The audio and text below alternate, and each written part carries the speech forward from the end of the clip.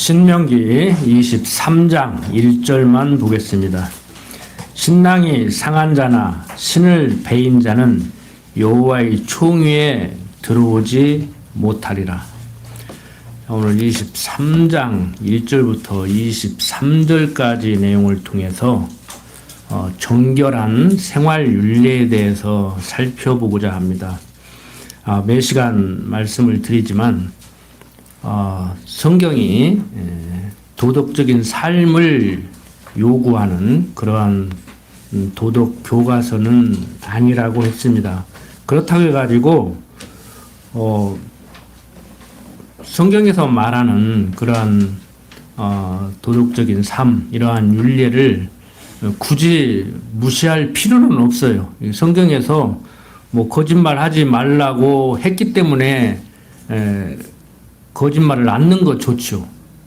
뭐 그건 성경에서만 말합니까? 제가 시간 날 때마다 말씀드리지만 유치원에서부터도 가르치는 거지 않습니까? 세계 어느 나라 어느 시대를 막론하고 거짓말하지 말라고 가르치지 거짓말하라고 가르치는 나라나 사람들은 없을 겁니다. 그래서 성경이 도덕책이 아니라고 해서 이런 도덕적 교훈을 무시하라는 얘기는 아닙니다. 그렇다고 또 도덕적 교훈만을 받아들여서도 안 되겠죠. 성경은 하나님 말씀이기 때문에, 즉 하나님이 어떠한 분이신지를 얘기하기 위한 말씀으로 이런 얘기를 할 때 도덕적 교훈으로 받아들이는 것도 뭐 나쁘지는 않겠지만, 그러면은 도덕적 교훈이 아니면 무엇을 얘기하고 있는가, 이것을 우리는 찾아야 된다고 말씀을 드렸습니다.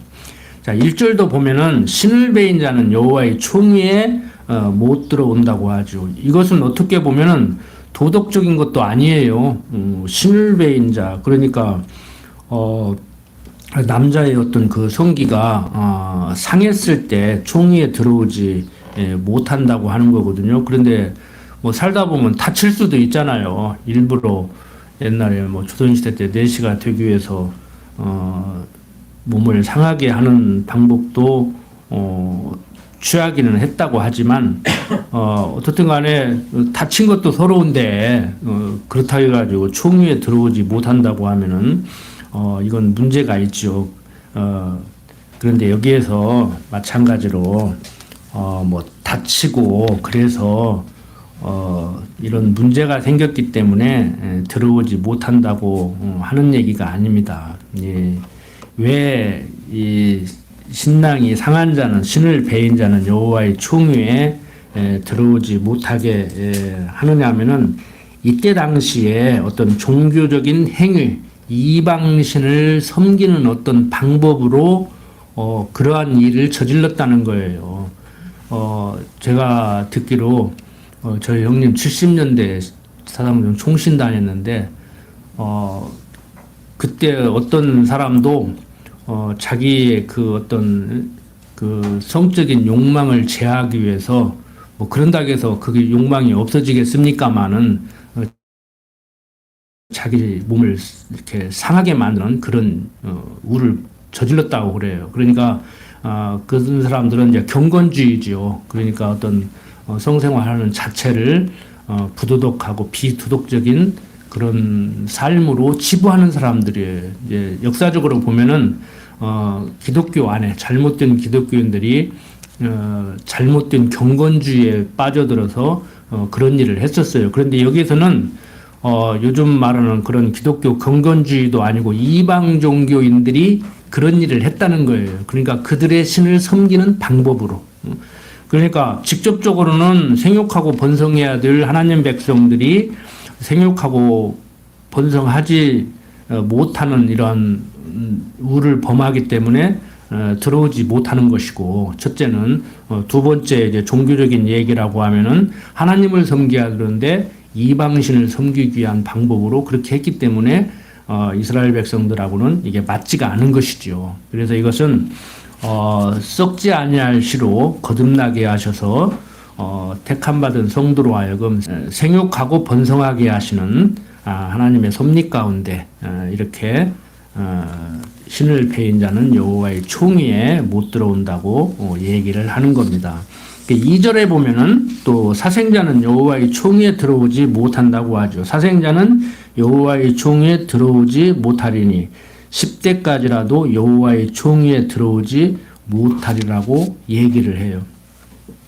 자, 사생자로 태어난 사람은 사생자로 태어나기 위해서 태어났습니까? 그 부모가 잘못이지, 아버지가 잘못이지. 그런데 이것도 마찬가지로 그러한 도덕적으로 따지면 정말 억울하죠. 잘못한 사람은 부모인데 왜 자식이 그 총위에 들어가지 못합니까? 이것도 억울하잖아요. 그런데 여기에서 사생자도 히브리어 원문으로 람제르라고 그러는데 이것은 이제 호녀를 뜻하거든요. 그럼 요즘 말하면 국제결혼하면은 그럼 호녀라는 뭐 기독교인이 될 수 없냐 뭐 이렇게 얘기를 할 수가 있는데 여기도 마찬가지예요. 여기서 사생자는 어떤 종교 의식에 참여함으로 인해서 거기서 태어난 사람들.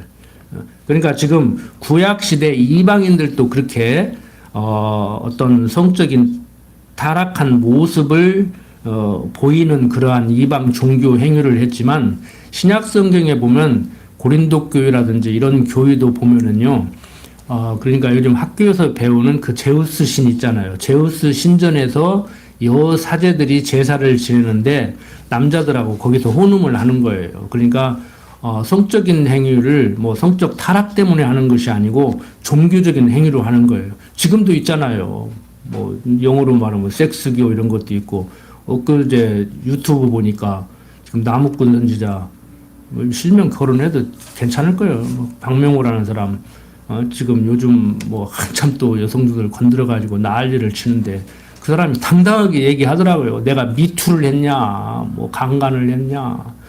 나는 우리들의 종교적인 행위로 사랑을 베풀고 하나님을 대신해서 지금 성도들을 돌보고 있는 거다. 나도 힘든다. 그러면서 본인들이 원해서 얼마나 우리 성도들이 영광스럽게 생각하는데 나를 죽일 놈 잡들이더냐. 막 그리고 막 거품을 물고 막 자기를 항변하더라고요.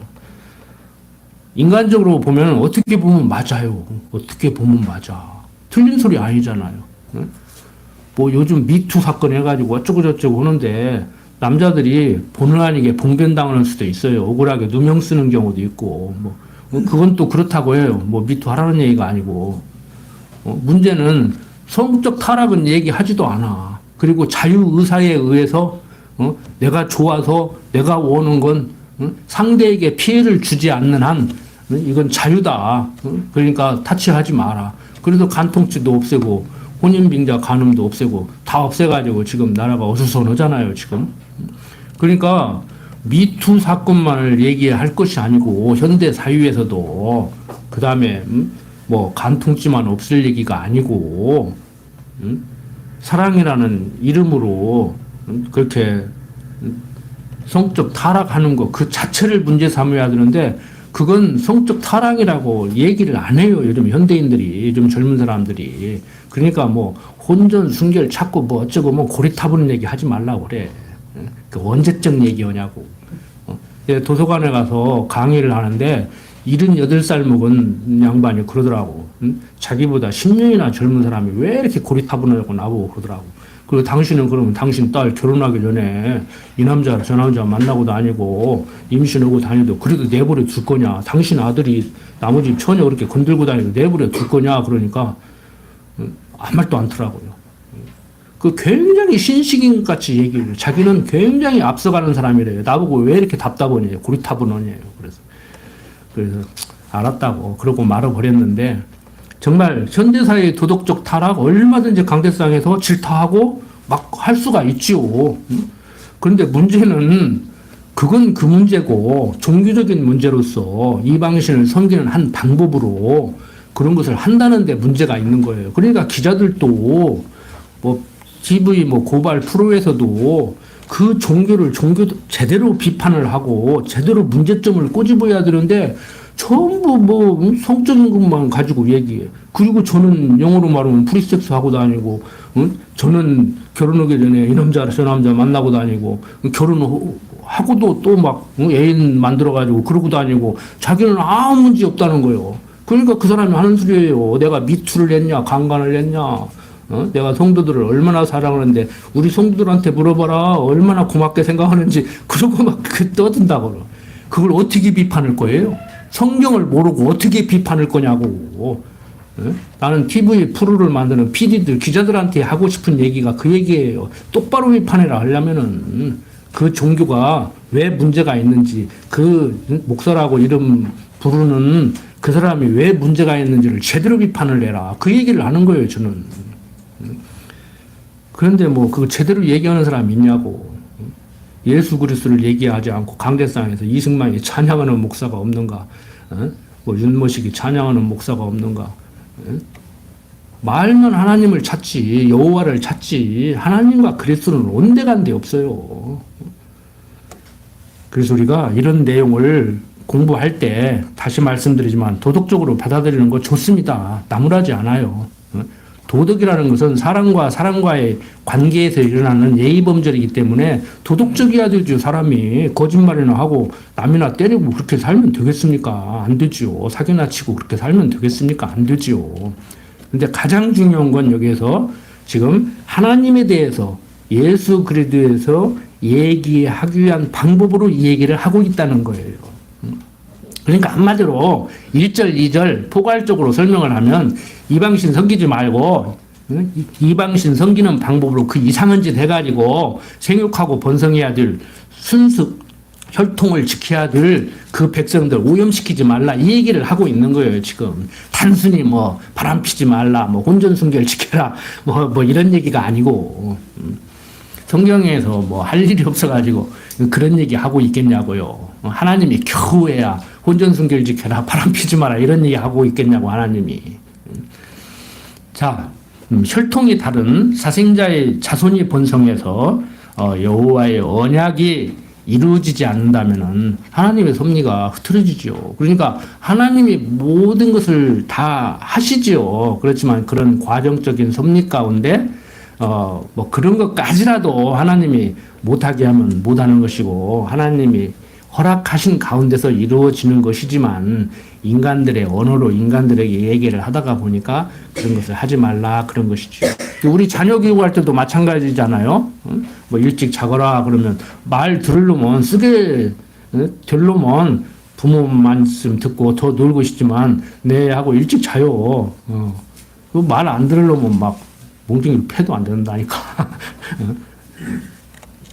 그래서 우리가 정말 하나님이 다 하신다면서 인간들에게 꼭 인간들이 자기 의지 노력으로 뭐 해도 되고 안 해도 되고 할 수도 있고 안 할 수도 있는 것 같이 왜 이렇게 얘기를 하냐 그러는데 성경 전체를 읽어보면 하나님이 분명히 하게 해야 할 수 있고 하게 하지 못하면 아무리 하고 싶어도 못한다는 것을 얘기하고 있지만 과정적으로 상대적 관계를 유지하고 있는 우리 인간들에게 그런 것은 하지 마라. 하나님이 기뻐하시지 않는 거다. 이렇게 얘기를 한단 말이에요.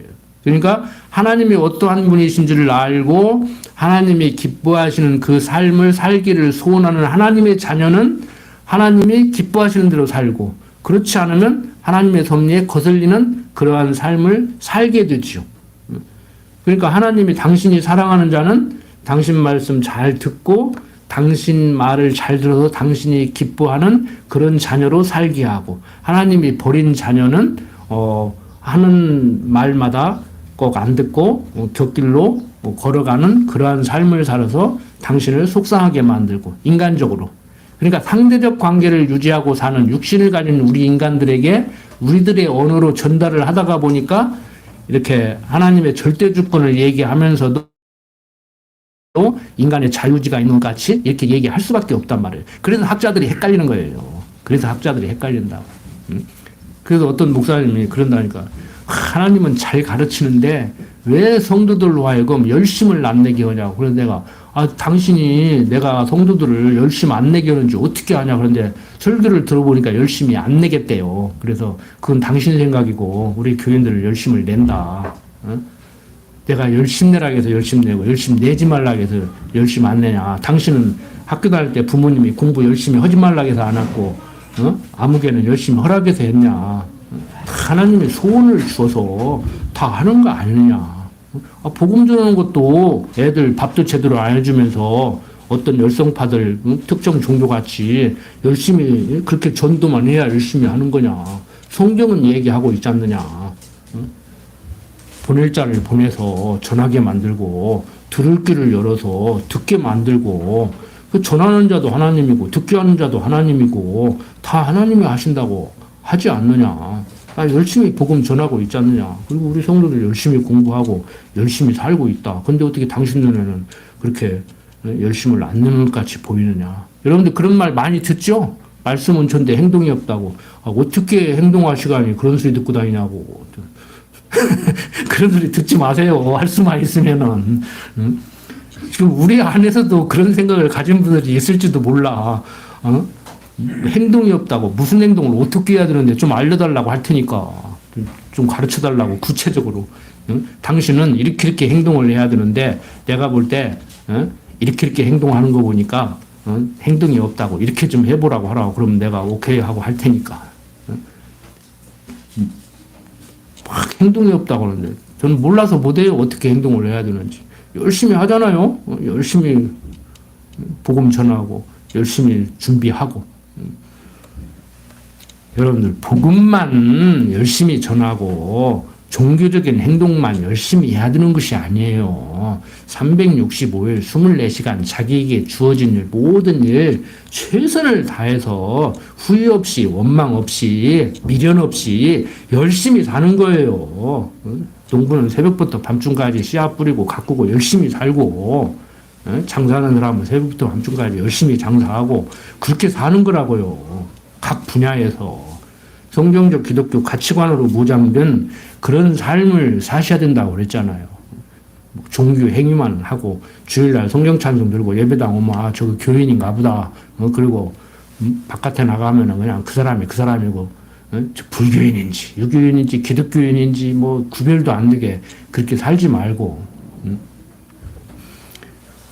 자, 뭐 수요일날 저녁에도 여러분들이 신약성경을 공부하고 있지만 세상 속에서 살다가 보면은 어디 구별 잘 됩니까? 어디 직장 가면 저 사람은 불교인이구나, 저 사람은 천주교이구나, 저 사람은 개신교이구나, 저 사람은 뭐 원불교 다니는 사람이구나. 구별이 잘 되냐고요. 그런데 전혀 안 되는 것도 아니죠. 말하는 거 보면은 어떤 판단을 하고 결정을 하고 행동하는 거 보면 조금 다르잖아요. 그 알고 보면 저 사람은 군옥교회 교인이구나, 개신교인이구나. 그래서 저 사람은 저렇게 세상을 바라보고 저렇게 판단을 하고 저렇게 결정하고 저렇게 행동하는구나. 이게 보인단 말이에요. 이게 그렇게 사시라는 거예요. 그렇게 저 사람이 똑같은 상황이 벌어지는데 그 사건에 대해서 왜 저렇게 해석을 하고 왜 저렇게 결정을 하고 왜 이렇게 행동을 하는가 봤더니 개신교인인데 그것도 군옥교회에서 성경을 잘 배워서 기독교 가치관으로 무장된 사람이기 때문에 그랬구나. 이런 소리를 듣게 사시란 말이에요. 그게 잘 안 되니까 우리 안에서까지라도 우리는 행동이 없다고. 뭐 우리는 행동이 없어. 자기나 잘하지. 여러분 다 하시죠? 열심히 하시잖아요. 자, 계속해서 봅니다. 3절부터 6절 보면은 암몬 모압인은 여호와의 총회에 못 들어온다고 얘기를 합니다. 제가 읽겠습니다. 암몬 사람과 모압 사람은 여호와의 총회에 들어오지 못하리니 그들에게 속한 자는 3대뿐 아니라 영원히 여호와의 총회에 들어오지 못하리라. 그들은 너희가 애굽에서 나올 때 떡과 물로 너희를 길에서 영접하지 아니하고 메소포타미아의 부돌 사람 부올의 아들 발람에게 뇌물을 주어 너희를 저주케 하려 하였으나 내 하나님 여호와께서 너를 사랑하심으로 발람의 말을 듣지 아니하시고 그 저주를 변하여 복이 되게 하셨나니 너희 평생에 그들이 평안과 형통을 영영히 구하지 말지니라고 얘기를 하죠. 이 암몬 사람과 모압 사람들에 대해서는 어떤 사람인지 알죠? 그 종족이 어떤 사람인지. 창세기 19장에 보면은 아브라함의 조카 롯이 두 딸 사이에서 낳은 그 후손들이잖아요. 그러니까 아브라함의 조카 롯이 두 딸, 그러니까 이 부녀 간의 관계에서 이 딸들이 그 아버지를 이렇게 해가지고 난 그 후손들이란 말이에요. 그런데 그 사람들이 얼마나 못된 짓을 했어요. 이스라엘 백성들이 애굽에서 나올 때 다른 이방 민족들은 오히려 두려워 떨면서 길을 비켜주고 먹을 걸 제공하고 그랬는데 그래도 얼추 이렇게 피가 좀 섞인 그런 사람들인데도 영접지 아니하고 오히려 이 발람에게 뇌물을 주어서 막 저주하게 했잖아요. 그런데 하나님께서는 발람의 입술을 주장해서 저주 아닌 축복을 하는 이런 일들이 벌어졌잖아요. 그래서 이 사람들은 총위에 못 들어온다고 지금 얘기를 하고 있는 겁니다. 이 역시 하나님이 보호하시는 언약자손 이스라엘 백성들을 보호하는 그러한 도구로 쓰임받지 않고 방해하는 해하는 그러한 일을 했기 때문에 종위에 들어오지 못한다고 얘기를 하는 겁니다. 자, 그 다음에 이제 7절부터 8절 보면은 에돔과 애굽인은 3대 후에 총위에 들어온다고 해요. 그러니까 똑같이 이방 백성인데 오히려 모압과 암몬이는 그래도 아브라함의 조카 롯의 피가 섞인 아무리 딸들과 사이에서 난 종족이지만 그래도 DNA가 좀 섞인 사람들인데 이 에돔과 애굽인은 완전히 이건 뭐 이방 민족이거든요. 그런데도 3대 후에 총위에 들어온다고 조금 여유를 주지요.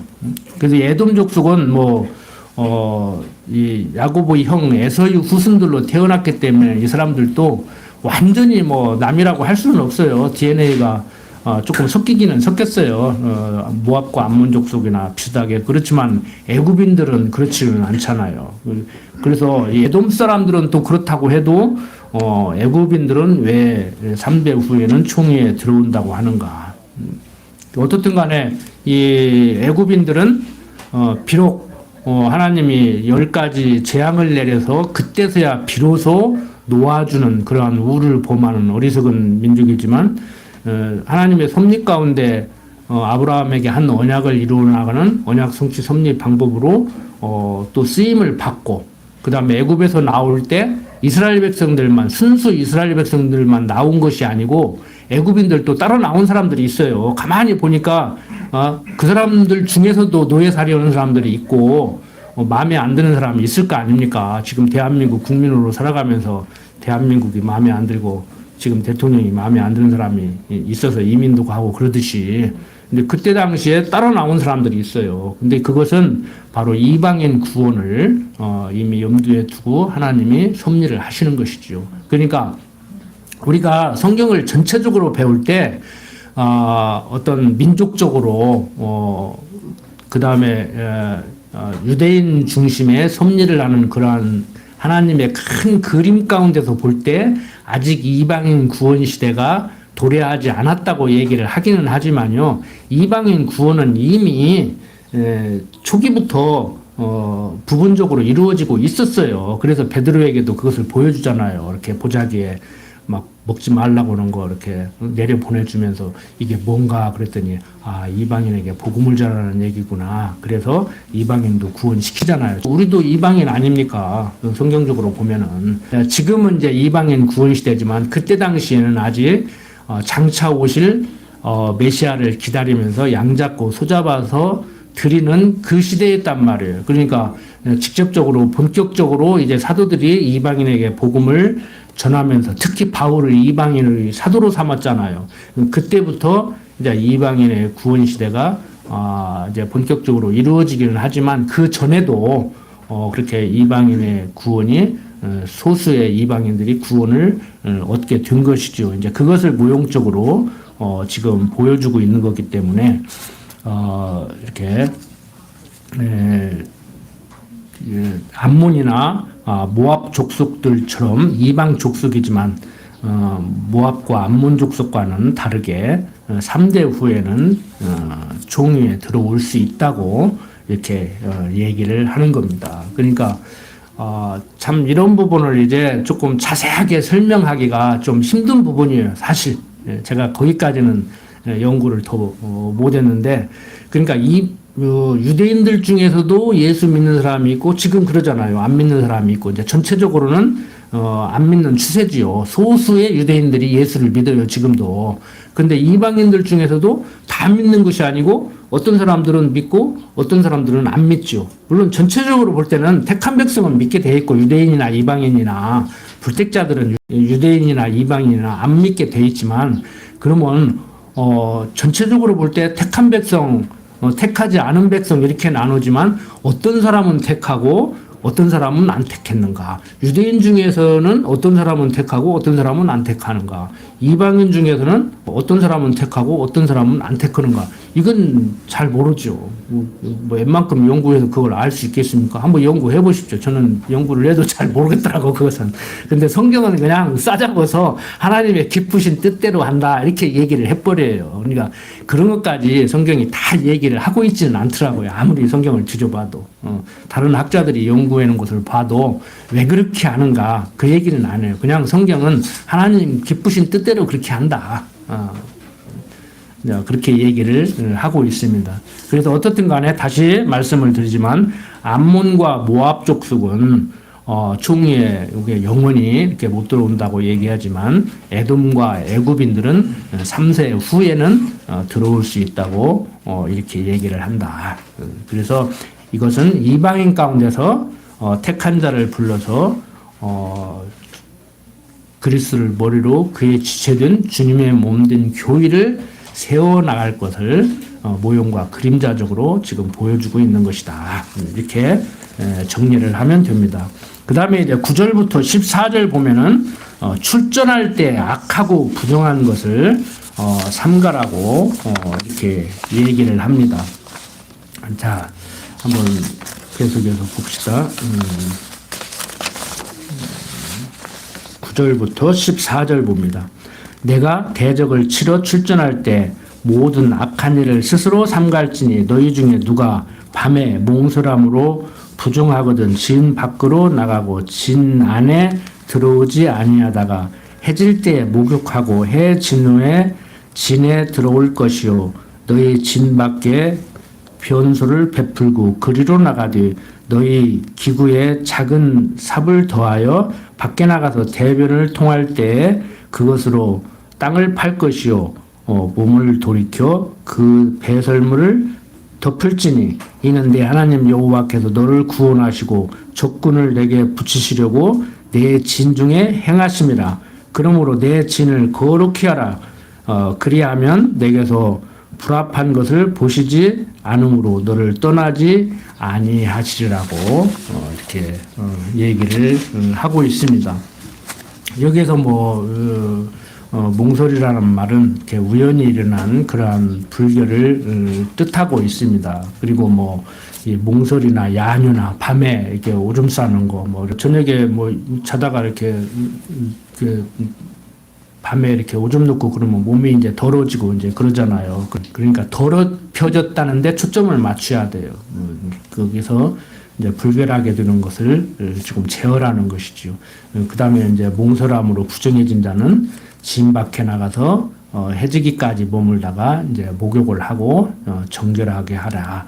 그리고 대변을 보거든 땅을 파고 거기에 묻어가지고 정결케 하라. 이렇게 얘기를 합니다. 그래서 이것은 몸과 환경을 정결케 하라고 하는 그런 지금 하나님의 섭리 가운데서 얘기를 하는 것이죠. 그러니까 원래 우리는 불결하잖아요. 그러니까 직접적으로 삶 속에서 그러한 일이 벌어지는 것은 불결한 것인데 불결하면 안 된다. 이것은 무엇을 지금 바라보고 얘기하고 있냐면은 우리들 불결하다. 그런데 불결함은 주님께 갈 수 없다. 그래서 우리의 죄가 주홍같이 붉을지라도 눈과 같이 희어지는 것은 그리스도의 보혈 공로로 덮어버리기 때문에 우리가 의인 아닌 의인이 되는 것이죠. 그래서 우리 묻고 들어오는 사람들이 그렇게 묻고 들어온다고 했잖아요. 당신은 의인입니까? 죄인입니까? 그리고 죄인이라고 하면은 그러면 당신은 천국 못 가겠네. 그리고 의인이라고 하면은 당신 같은 사람이 의인이면 의인이 아닌 사람 없겠네. 그리고 비아냥거리고 구원파들이 그렇게 공격한다고 했잖아요. 그런데 행동으로 얘기하면 행동을 문제 삼아서 행동을 근거로 의인이냐 불의하냐 하면은 불의하지 않은 사람이 아무도 없죠. 그런데 그리스도의 의로 우리를 덧입혀 주니까 우리가 의인이 되는 것이죠. 그러니까 여러분들 정말 예수를 믿는 사람, 예수 믿고 세례받은 사람, 예수를 구주로 영접하고 신앙 고백을 한 사람은요, 여러분들 의인입니까 죄인입니까 하면은 의인입니다 하고 당당하게 얘기를 해야 돼요.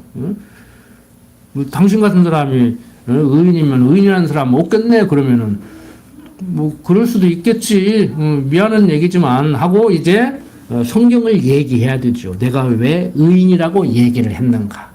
그 사람들이 그러면 뭔가 아는 사람들 우리 건드리려고 자기들한테 이렇게 데려가려고 물어본 거니까 이 사람은 함부로 건들 만한 사람이 아니구나. 그리고 슬쩍 물러가죠 이제. 거꾸로 한번 질문해 보세요, 여러분들은. 선수 치는 방법입니다. 저 같은 경우는. 그러면 당신은 의인이요? 죄인이요? 먼저 대답해 보시오. 그러면 내가 대답하리다. 그렇게 얘기를 하지요. 그럼 자기가 먼저 얘기하면 이제 거기 딱 문제점 잡아가지고 제가 당신 잘못 알고 있어. 그리고 이제 올바로 성경대로 가르쳐 주죠. 그러면 씩씩 하고 간다고. 이거 어설프게 봤더니 이거 어설픈 사람이 아니네. 그리고 공부 좀 해가지고 다음에 만나자고 또 그런다고. 한두 번 그렇게 하면 안 와요. 어설프게. 먹힐 것 같으니까 또 오고 또 오고 그러지. 야무딱지게 한두 번 해버리면 안 온다고. 오라고 해도 안 와. 심심하니까 놀러 오라고 해도 안 와. 야무지게 배우셔가지고 야무지게 한번 하십시오. 그게 복음 전하는 거예요. 나 데리러 왔다가 자기가 이리 올 수도 있는 거예요. 그건 모르는 거예요. 그건. 전 보러 가니까 어떤 사람 예수 믿으라고 드려.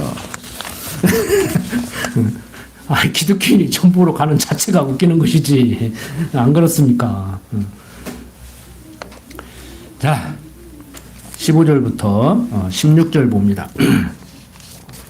종이 그 주인을 피하여 내게로 도망하거든 너는 그 주인에게로 돌리지 말고 그가 너희 성읍 중에서 기뻐하는 곳을 택하는 대로 너와 함께 내 가운데 거하게 하고 그를 압제하지 말라고 얘기를 합니다.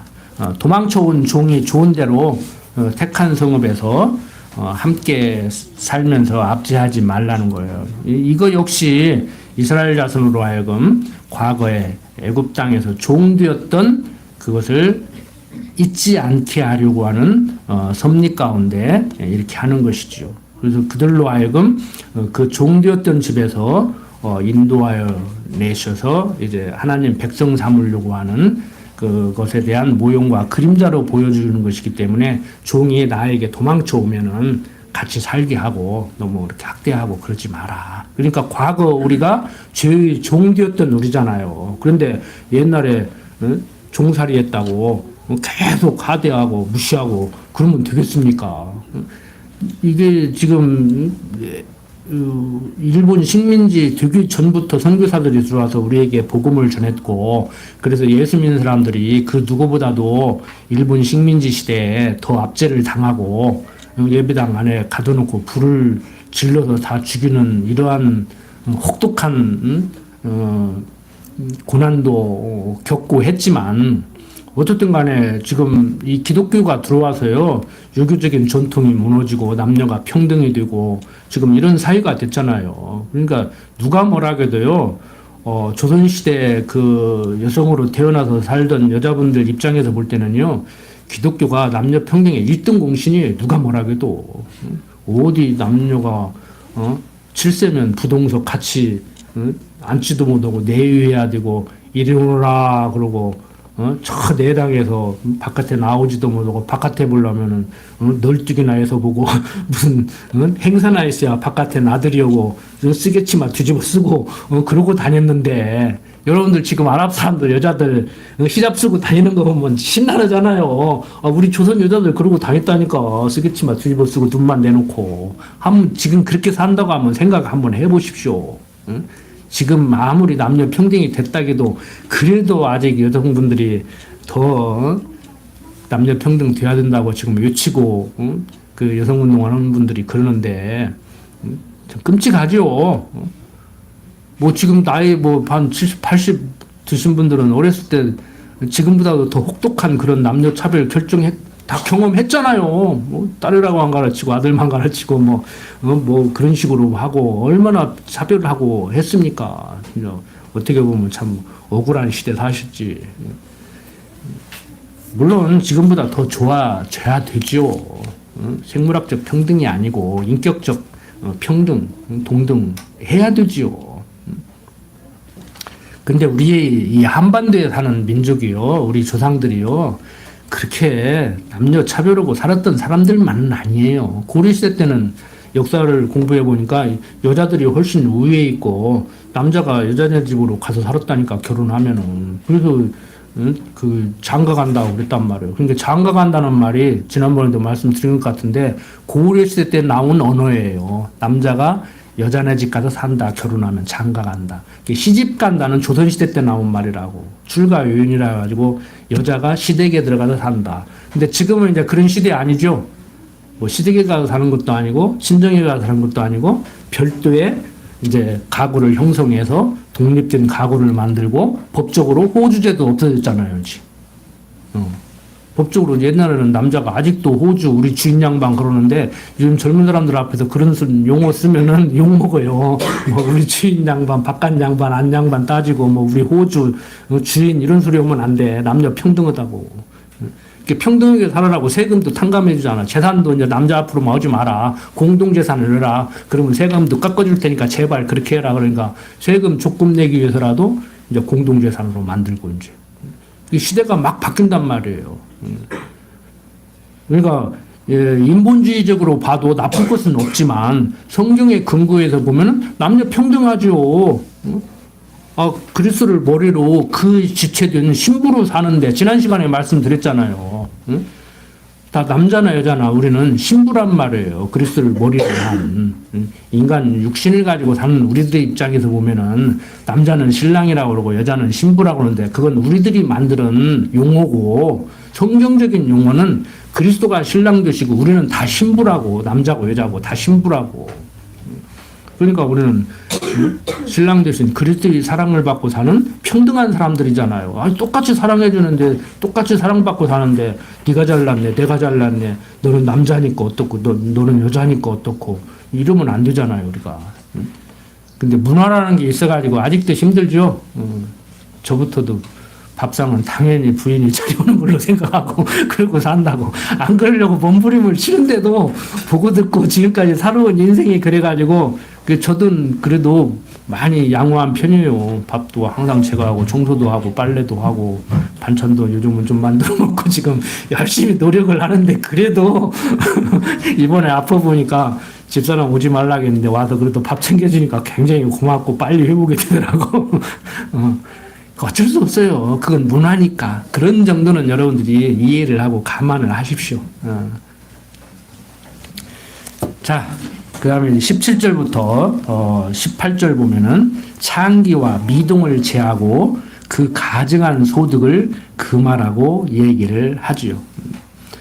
뭐 이스라엘 여자 중에 창기가 잊지 못할 것이요 이스라엘 남자 중에 미동이 잊지 못할지니 창기의 번 돈과 개 같은 자의 소득은 아무 서원하는 일로든지 내 하나님 여호와의 전에 가져오지 말라. 이 둘은 다 내 하나님 여호와께 가증한 것임이니라.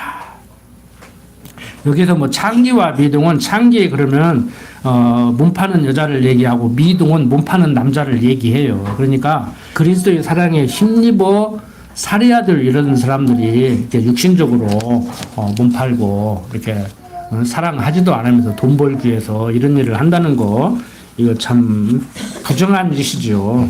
그래서 이러한 사람들이 번 돈은 재물로 가지고 오지도 말고 이런 사람들은 총리에 못 들어오게 하라고 이렇게 얘기를 하는 거예요. 그러니까 이런 얘기를 하는 거 보면 당시에 이방 백성 중에 창기와 미동이 있었고 그들이 소득으로 재물을 삼아서 그들이 신에게 제사를 드리는 풍속이 있었다는 거잖아요. 그러니까 이방인들과 같이 그렇게 하지 말라는 거예요. 오직 하나님의 사랑만 받고 이스라엘 백성들끼리 서로 사랑하고 살고 그렇게 살아가는 거예요. 그러니까 남자와 여자를 지어놓고 남녀가 결혼을 해서 한 가정을 이루면서 생육하고 번성하게 하는 하나님의 섭리는 신랑 되신 그리스도와 신부된 성도와의 관계를 설명하는 방식이라고 했잖아요. 그래서 창세기에서도 얘기하지만 에베소서에도 얘기를 하잖아요. 남자가 부모를 떠나 여자와 연합하여 한 몸을 이룰지로다. 이 비밀이 크도다. 이는 교회에 대해서 얘기하는 것이다. 이 얘기를 한단 말이에요. 그러니까 교회를 설명하는 방식이 일반 계시적으로 이 땅에 사는 우리들에게 결혼이라는 것을 통해서 신랑 되신 그리스도와 신부된 성도와의 관계를 설명하는 거예요. 결혼이라는 것은 어떻게 보면 반드시 해야 되는 거예요. 그래야 생육하고 번성하잖아요. 근데 요즘 어디 그렇습니까?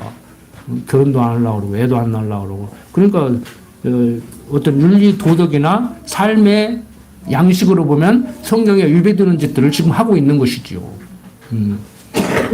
그런데 그런 것은 세상 사람들이 뭐 성경을 근거로 또 캠페인을 벌일지는 모르지만 그것은 강대상에서 할 얘기는 아니고 신랑 되신 그리스도와 신부된 성도와의 관계를 모형과 그림자적으로 보여주는 것이고 설명하는 방식이다 이거예요.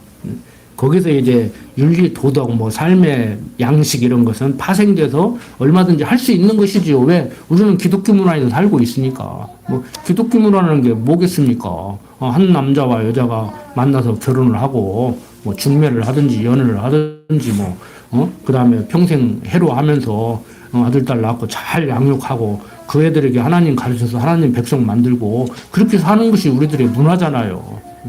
그러니까 우리 자녀들 최선을 다해서 정성 들여서 기르어야 되고 우리 자녀들은 또 자기에게 하나님 가르쳐준 낳아서 기르고 먹이고 입힌 그 부모님에게 좀 유교 윤리적으로 얘기하면 효도하고 살아야 되고 그러니까 뭐 효도냐 자애냐 유교는 이렇게 얘기하잖아요.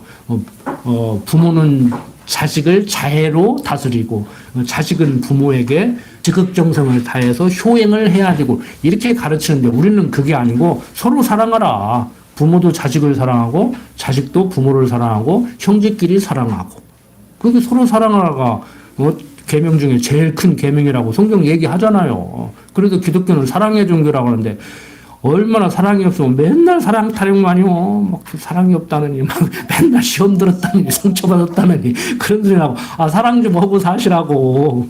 맨날 상처만 받을 거 살 거요. 응? 사랑 못 받아가지고, 굶주려가지고 맨날 허덕거리면서 상처받았네, 사랑이 있네, 없네, 그러고 사실 거냐고. 하나님의 사랑에 힘입어서 사랑하고 사시라고. 제발 좀.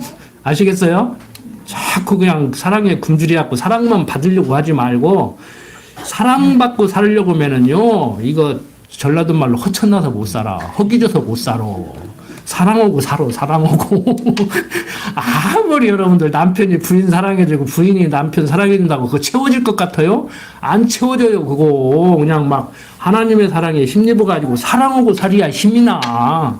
애들 위해서 막 죽을똥 살똥 오잖아요. 뭐 때문에 그렇게 오는데. 사랑하니까 그러지. 그래서 하나님의 사랑을 어렴풋이 맛볼 수 있는 게 부모가 자식을 사랑하는 그 내리사랑이라고 그랬잖아요. 내리사랑. 그걸 이제 좀 유식한 말로 아가페 사랑 그런 거요. 신이 인간을 사랑하는 그 사랑. 인간은 죽었다 깨나도 따라갈 수 없는 사랑. 그래서 부모 사랑은 자식이요. 죽었다 깨나도 효도로 못 갚아요. 갚을 수가 없어. 1만 분의 1도 못 갚는다고 그러잖아요. 경험 없는 자들이. 근데 불량은 기독교인들은 하나님의 은혜에 보답을 해야 된다느니 뭐 하나님의 공을 갚아야 된다느니 그러고 살고 있으니 제가 볼 때는 황당하게 그지없어. 하나님의 사랑이나 풍성하게 누리고 깨닫고 사시라고. 하나님한테 그렇게 지극정성 잘 안 해도 되니까 또 오해할라 또 앞뒤 딱 잘라버리고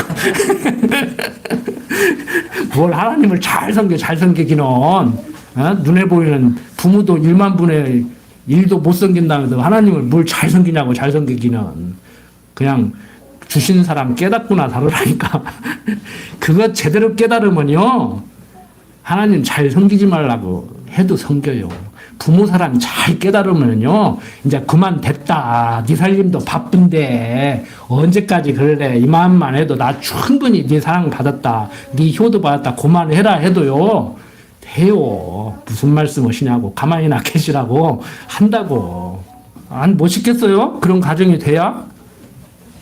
멋있지. 다른 데 가서 내가 이런 얘기 한다니까. 성경책 펴고 얘기는 않지만, 이런 얘기 한다고. 그게 가능하냐고 그러더라고. 그래서, 가능하다고. 그럼 어떻게 가능하냐고. 예수 믿으라고 그랬지 뭐.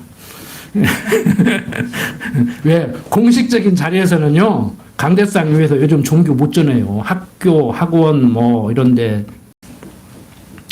자, 19절부터 20절 봅니다. 형제에게 꾸이거든 어떤 이식도 취하지 말라고 합니다. 이것도 마찬가지죠. 뭐 다 안 읽겠습니다. 그래서 아브라함이 조카 롯을 찾아왔을 때도 그러잖아요. 포로들은 나한테 가지고 오고 다 재물 가져라 그러니까 당신이 나 부자 되게 했다 소리 듣기 싫다고 이게 나 안 가는다고 그냥 필요 경비만 내가 제하고 나머지 당신이 다 가져버리라고 그러잖아요. 그러니까 하나님께서 모든 것을 섭리하실 때 먹이시고 입히시는 하나님, 때로는 풍요롭게도 하시고 때로는 좀 궁핍하게도 하시는 하나님, 때에 따라서 모든 것을 족하게 섭리하시는 하나님. 그래서 우리가 자족할 줄을 알아야 되죠. 그러니까 어떻게 살아야 되는가, 돈을 얼마나 벌어야 되는가, 어느 정도나 벌어놓으면 마음 놓을 수 있는가, 어느 정도나 벌어놓으면 노후 대책이 든 건가, 이렇게 접근을 하지 마시고 노후 대책을 위해서 저축하는 것도 좋고 다 좋지만 우리는 뭘 생각해야 되느냐, 먹이시고 입히시는 하나님, 때에 따라서 이른 비와 늦은 비를 내리시는 하나님. 여러분들 시골이기 때문에 농사 짓지만 노력한다고 돼요? 하나님이 일기 불순하게 만들고 까딱까딱 해버리면 천하 없어도 안 돼요. 천하 없어도 안 돼. 노력하지 말라는 얘기가 아니요. 농촌에서 새 뜨면 5시 되면 일어나고 해지면 자고 열심히 하시지만요. 그건 우리 인간들이 하는 것이고 하나님이 까딱까딱 하면 장난쳐버리면 그대로 끝나버린다고. 그거 인정하잖아요. 어떻게 보면 우리 농민들이 하나님의 그 섭리에 대해서 가장 쉽게 체득할 수 있는 그런 환경 속에서 산다고 저는 생각을 해요. 그래서 우리가 이런 형제에게 돈을 꿔줬을 때 이자 받지 마라. 그런데 요즘 신약 성경에도 보면은 마태라는 사람이 세리했거든요. 그 당시에 쉽게 말해서 세무공무원이야. 근데 그 당시에 유대 사회에서 세무공무원들이 어떻게 세금을 걷었냐면은 그 지역에서 뭐 10억 걷어내라 그러면 15억 걷으면 5억은 자기가 먹는 거예요. 그러니까 얼마나 징글징글했으면은 각 집에서 유대인들이 화장실을 만드는데 그 세린의 집에 엉덩이가 향하게 화장실을 다 그렇게 만드는데요. 얼마나 징글징글했으면은. 근데 세린마태도 부르잖아요, 하나님께서. 너 그런 짓 하지 말고 나 따라와라. 근데 요즘 보세요, 사채업자들한테 미안한 얘기지만 여러분들 부자들한테 꿔주고 이자 많이 받으면 괜찮은데 제도권 은행에 가서 제1금융권도 못 가고 제2금융권도 못 가고 사채업자한테 손 내밀으면 그 많이도 아니요. 내가 볼 때 뭐 200만 원, 300만 원, 1000만 원 꾸는데 고리대금 해가지고 없는 사람들 피를 빨아먹고 산다고. 그러니까 옛날이나 지금이나 이 고리대금업자는 인기가 없어. 오죽하면 성경에 써놨겠어요. 오죽하면 유대인들이 화장실을 다 엉덩이를 그쪽 집으로 향하게 만들었겠냐고. 얼마나 징글징글하면은. 우리 그렇게 살지 말아야 되죠. 우리도 마찬가지. 그렇게 살지 말아야 되죠. 현실 세계도. 근데 이것도 마찬가지. 정말 가난한 우리를 부욕해 하시려고 부요한 자의 아들 하나님께서 낮은 자로 오신 것에 대한 모형과 그림자로 보여주는 것이란 말을. 여기에 좀 문구를 하나 좀 해석을 해야 될 부분이 있는데, 그리하면 있죠. 그리하면. 여기도 역시 내만입니다. 보세요.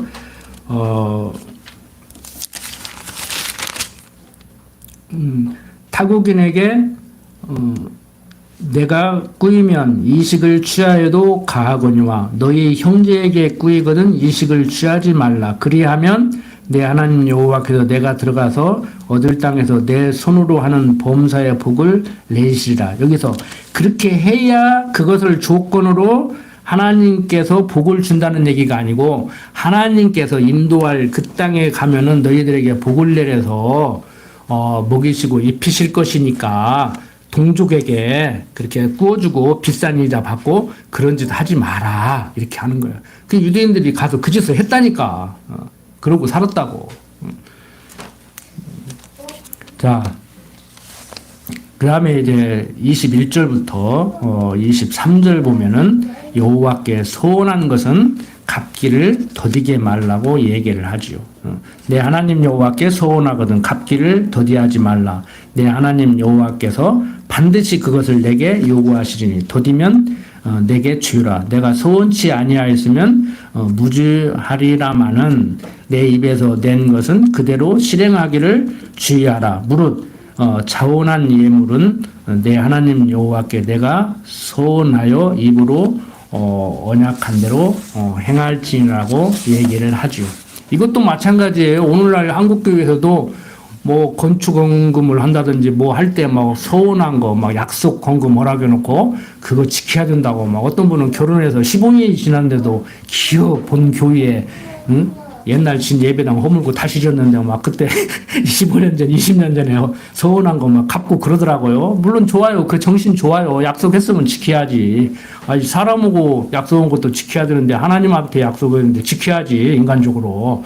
그런데 이것도 마찬가지. 응? 여기 보세요. 소원을 안 하면 돼. 뭐를 괜히 해놓고 그 낑낑대냐고. 안 하면은 지킬 필요도 없는데. 그러니까 꼭 소원을 하고 지켜야 되는 것이 아니고 소원을 안 하면 뭐 지켜야 된다, 말해야 된다, 말할 필요가 없잖아요. 소원을 안 했으니까. 그런데 소원을 하면 지키라는 거야. 근데 이것은 무엇에 대한 모형과 그림자냐? 한번 약속하면 약속대로 이루신 하나님의 약속 섭리에 대한 모형과 그림자로 사람들에게 약속 안 하면 될 것을 뭐로 약속해놓고 이렇게 안 지키고 그러냐. 그러면 안 된다. 약속한 것은 반드시 지켜라. 이 얘기를 하는 거예요. 그러니까 오늘을 사는 우리들도요. 마찬가지예요. 약속하면 지키세요. 약속하고 안 지키면 안 되잖아. 그 약속 안 하면 안 지켜도 될 것을 뭐로 약속해놓고 안 지키고 욕먹냐고 비싼 맘 먹고. 그러니까 이게 좀 지혜롭게 살아가는 방법이에요. 그런 것은 누가 뭐라고도 않는데 자기 혼자 큰일 북치고 장구치고 하다가 비싼 맘 먹고 누워서 침 뱉는 식으로 나중에 사람들 참 실없는 사람이네. 누가 내일 만나서 내가 밥 사달라고 해서 내일 만나서 밥 사준다고 하더니 까맣게 잊어버리고. 그 또 한국 문화래요. 저도 개인적으로 그게 싫은데요. 요즘 한국 문화를 가르치다가 보니까 내일 만나자, 또 만나자, 밥 한 끼 먹자. 이거 한국 문화다. 그러니까 외국인들이 이제 한국 사람들은 거짓말을 밥 먹듯이 하는구나. 그러니까 요즘 또 외국인들은 제가 진짜 내일 만나 밥 사줄게 하는데도 안 믿어버려. 또 그렇게 이상하게 되더라고요 또. 그러니까 뭐 한국 문화가 뭐 다 나쁜 거 뭐 좋은 거 뭐 이렇게 따질 문제는 아니지만 참 이런 것도 우리가 주의해야 될 필요가 있겠다 하는. 그러니까 뭐 외국 문화하고 다른 문화적 차이 때문에 오해를 불러일으키고 뭐 좋네 나쁘네 할 수도 있겠지만 저는 개인적으로 그거 싫어해요. 그냥 괜히 그냥 다음에 기회 있으면 또 봐 한다든지 언어를 정확히 해줘야 되죠. 언제 여유 있을 때 한번 또 보더라고 해야지. 내일 점심 때 만나 그러고 뭐 이틀 후에 전화할게 그러고 언제 내가 전화했냐 그러고 그냥 습관적으로 문화적인 그런 언어 이런 게 또 외국 사람들을 혼란스럽게 하더라고요. 저도 개인적으로 안 좋아하지만 그래서 우리는 언어도 조금 정리를 할 필요가 있어요. 그냥 세속적인 사람들 사용하는 언어 거기에 묻혀가지고 그렇게 사용하면서 오해를 불러일으키고 실없는 사람 되고 그러지 말고 특히 우리는 성경의 언어는 국어사전 찾아가지고 그걸로 해석하려고 하면 잘 안 보이잖아요. 안 보여요. 성경의 언어는 우리 국어사전에 있는 언어하고 또 다르다고. 그렇기 때문에 여러분들이 좀 우리 기독교인들로서 이렇게 가치관이 정리가 되면은요, 언어도 풍성해지고, 이렇게 말도 잘 잘 하게 돼요. 조금 매끄럽게, 논리 정연하게 이렇게 잘 하게 된다고. 그래서 제가 학생들 학교 공부 잘 하게 하기 위해서라도 성경 가르쳐야 된다고 드리는 말씀입니다. 머리가 논리 구조화되니까 그럴 수밖에 없어요. 머리가 논리 구조화되니까. 자, 이제 정리를 합니다. 자, 이렇게 하나님께서 당신이 여호와 되심을 알게 하는 방법으로 약속하고 약속대로는 약속 성취 섭리를 이렇게 하시는 가운데 소원한 것은 반드시 지키라고 이렇게 얘기를 합니다. 이상 23장 1절부터 23절까지를 봤는데 종합적으로 정리를 하면은 직접적으로는 모세에게 명한 생활에 대한 율례 가운데 정결한 생활에 대한 이렇게 율례를 얘기하고 있는데 이것은 불결한 것을 정결케 하시려고 오신 그리스도의 사역에 대한 예표로서 모형과 그림자라는 것이에요. 디도서 2장 14절을 읽고 마치겠습니다. 한번 찾아봅시다. 디도서 2장 14절 보면은 그가 우리를 대신하여 자신을 주심은 모든 불법에서 우리를 구속하시고 우리를 깨끗하게 하사 선한 일에 열심하는 친백성이 되게 하려 하심이니라. 자, 그가 우리를 대신해서 자신을 주심은 모든 불법에서 우리를 속량하시고 우리를 깨끗하게 하사 선한 일에 열심하는 친백성이 되게 하려고 예수가 그리스도로 오셨음을 얘기하고 있는 것 같이 지금 구약시대에 이러한 정결한 생활줄에는 장차 오실 메시아를 바라보게 하시려고 이러한 지금 율례를 줬다는 거예요. 여기서 예수를 봐야 되죠, 우리는. 이런데 우리 과거에 주의 종살이 하던 형편없는 우리를 이렇게 불러서 말씀으로 양육하시고 그러니까 여러분들 달라졌다 소리 듣죠? 뭔가가 달라졌다 소리 듣죠? 들어야 돼요. 안 듣는 게 이상한 거예요. 기도합시다. 아버지 하나님, 약속하면 약속대로 이루시는 진능하신 하나님께서 그리스도 보낸다고 약속하고 약속대로 예수를 그리스도로 보내서 오늘을 사는 우리들로 하여금 예수 믿는 믿음을 선물로 주시더니 이렇게 기독교 성경적 가치관으로 무장하고 살아가게 하시니 그저 감사할 뿐입니다. 어떤 상황 가운데 놓인다고 할지라도 어떤 생활 속에서 사람들과 교제를 하고 살아간다고 할지라도 하나님의 여호와 되심을 잊지 않고 살아가게 하여 주시옵소서. 하나님의 백성다운 신실한 모습을 보일 수 있도록 하여 주시옵소서. 정결한 모습을 보여줄 수 있도록 인도하여 주시옵소서. 부족한 종 예수님 이름으로 기도드립니다. 아멘.